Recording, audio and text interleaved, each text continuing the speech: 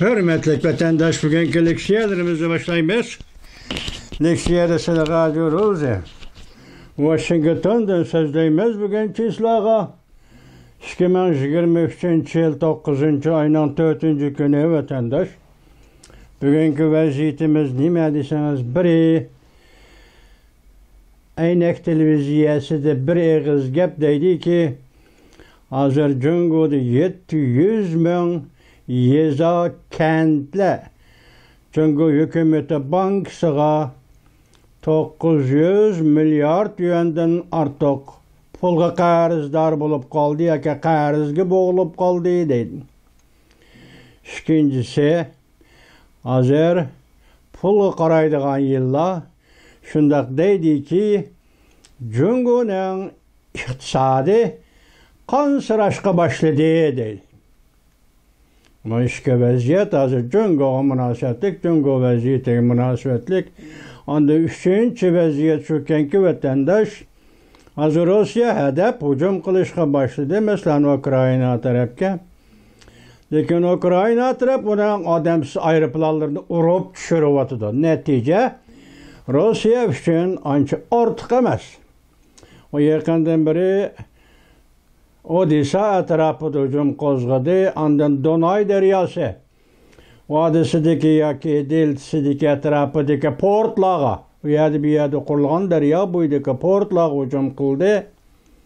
Bunda 22 aeroplanni harakatga keldi. 25 aeroplan İran'da işlengen odamsiz aeroplan ona kökü çıkardı. Lekin Ukrayna devlet müdafiə sistemisi yoki radar sistemisi Rusya'nın bu 25 odamsiz aeroplanın 22 aeroplanını urib tushirdi. Rusya da hazır bundan başqa yana bir ahval qaraganda hazır Ermeniya ve Qozog'iston qatorliq davlatlarda uqtirish chiqarib askar qabul qilish. O'rta Osiyo davlatlaridan yoki O'rta Osiyo davlatlaridan Moskva atrofi yoki Rossiyaga ishlamchilik bilan yetib kelgan ishchilarning pasportini tortib olib, ularni majburlab Rossiya armiyasiga qabul qilib Ukrayna urush maydoniga avatish. Bu nuqtadan aytganda endi O'rta Osiyoga yana bir fojia, balachaqiston ayrildigan bir fojia yetib kelgandek. Bunun O'rta Osiyo davlatları nima deb qaraydi bilgili olmaydi vatandaşlar vaziyetli şu. Onda birinchi mavzuni sizga yani şunu aytamizki tunugin biz Amerika Qo'shma Shtatlari Savdo ministri Gina Raimondo xonimning Beijing safari to'g'risida so'z fikr bayonlarini anglatgan edik. Bugun shu so'z fikr bayonlarning yana bir tarafı, yani uçuqdalgan ve aşkarlangan yana bir tarafı. Mesela Kolombiya şirketiga so'zlagan so'zi, CNN'ga so'zlagan so'zi, shuningga munosabatli xabarlarni vatandaşlarga yetkazildi. Mavzumunda vatandaş Gina Raimondo Amerika savdogarlari dal hozir Cungo'ga qarata sabri taqatini yo'qotdi deb ko'rsatdi. Mavzuli xabar 9 oyning 4 kuni Amerika ovozining Xitoy tili programmasi e'lon qilindi. Xabar bunday boshlandi. Amerika Savdo Ministerligining ministri Gina Raimondo bunday ko'rsatdi. Cungo'da savdo qilayotgan Amerika shirkatlariga bir xil savdo tijorat muhiti va raqobatlashish muhiti bo'lishi kerak. Hozir Amerika shirkatlari Cungo'da sabri taqatini yo'qotdi. Unda sharoitning bo'lishi bu yoqda so'ng hozir Amerika shirkatlari Cungo'da sabri taqatini yo'qotdi dedi. Savdo ministri Gina Raimondo 9 ayning 4 kuni Kolombiya radio shirkatining butun mamlakatga qaratilgan programmasida bunday ko'rsatdi. Cungo'da tijorat qilayotgan Amerika shirkatlarining tijoratiga hadab qiyinchilik paydo qilyotdi. Men Cungo'ning bizning chaqiriqimizga ovoz qo'shib, biz Amerika şirketleriga texmi rivoj topadigan Amerika Cungo savdo munosabatlariga muqimlik yaratishini umid qilaman. Minister Jena Raymondo yana mundaq ko'rsatdi. Men o'tgan hafta Jungoni ziyorat qilgan chog'da masalani bevosita va aniq holda o'ttirib qo'yib, Amerika shirkatlarining Jungoda duch kelgan xiristlarni ko'rsatib o'tgan edi.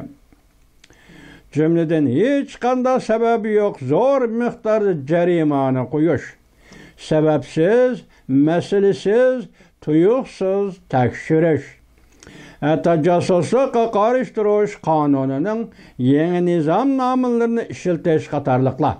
Yani Amerikalik savdogarlarning beshida, shirkatlarning beshida josuslik qarshi nizomnomalarini ishiltish. Bu yil 3-chi oyda Jungo Kompartiya a'zolari Amerika shirkatlariga tekshirish guruhi, Jungo Kompartiya doiralari kechiringlar, Amerika shirkatlariga tekshirish guruhi siyosiy Mintiz guruhining shonasiga besib kirib, 5 nafar Jungolik xizmatchisini qo'lga oldi.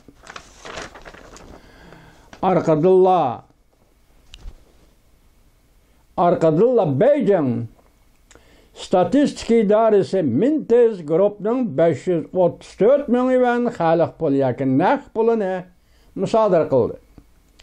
7-chi oyda Jungo mazmuni kengaytirilgan josuslikqa qarshi turish qonunini e'lon qilib, davlat bexatarligiga oid har qanday uchurning tarqalishini chekildi va josuslikqa qarshi turishning mazmunini kengaytdi. Bunun bilan Jungoda tijorat qilayotgan chet el shirkatlarining normal faoliyatlarini jazolashdi. Minister Raymondo mundaq ko'rsatdi. Men Jungoga ziyorat qilgan mezgilimda mundaq dedim. Nurg'unlagan Amerika shirkatlari menga Jungoga amdi mablag' solg'ili bo'lmaydigan bo'ldi. Mablag' solish xatarlik deyishdi. Shuningdek, Jungoning Amerika turishliq elchixonasi o'zini oqlashga urindi. Bosh elchixona bayonotchisi Liu Feng mundaq dedi. Jungoda tijorat qilayotgan 70 mingcha Amerika shirkatlari ichida ko'p qismi Jungoda qilib davomli savdo qilishni xohlaydi. 90%ga yaqin Amerika shirkatlari Jungoda foyda olyapti. Jungo taraf hozir chet el shirkatlarining Jungo bozoriga kirish uchun siyosatni qo'yib berishga tirishchilik ko'rsatyaptilar. O'zini oqlash qip-qizil yolg'onlar bu. Masalan, Amerika shirkatchilarining o'zi aytibdi, Jena Raymondo minister xonimga, Jungolik o'zini oqlab, Jungo ishlayotgan yoki tijorat qilayotgan Amerika shirkatlari bizdan foydalanyapti. Qip-qizil xufsallik bilan o'zini oqlash deb ataladi vatandosh. Yakshanba kuni Amerika savdo ministri Jena Raymondo CNN'ning davlat siyosati to'g'ri so'ragan savollarga javob berganda mundaq ko'rsatdi.